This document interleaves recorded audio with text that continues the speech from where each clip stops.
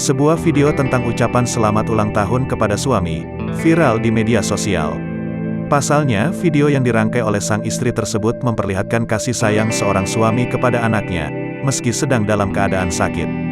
Video yang diketahui diunggah oleh akun @d_evina ini, bahkan disukai lebih dari 20.000 pengguna akun media sosial Instagram. Dikonfirmasi tribunnews.com pada Kamis, tanggal 21 April tahun 2022, pemilik akun bernama Devi Nur Afifah, 30, mengatakan, video tersebut sengaja dibuat sebagai ucapan ulang tahun kepada sang suami, Kamis, tanggal 24 Maret tahun 2022, lalu. Namun, Devi tak menyangka jika video dokumentasi ucapan ulang tahun untuk suaminya, viral di media sosial. Video tersebut diketahui merupakan rangkaian keseharian sang suami, Aryendra Panji Pradana, 28, saat merawat si buah hati. Sang suami senantiasa membantu Devi untuk merawat anaknya yang masih kecil itu.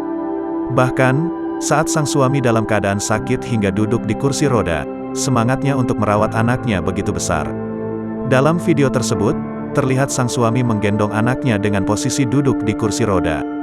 Di lain kesempatan, suami Devi juga terlihat tengah memangku sang anak saat melakukan perjalanan dengan menggunakan mobil, sementara Devi bertugas menyetir mobil.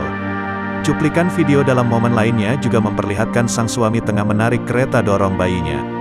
Suami saya belajar menggendong anak sejak anak saya lahir.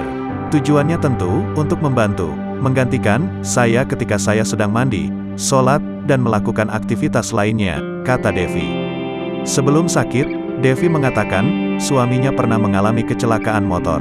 Akibat kecelakaan itu, suaminya mengalami cedera servikal leher. Meski telah menjalani operasi, namun sakit yang diderita sang suami tak kunjung sembuh.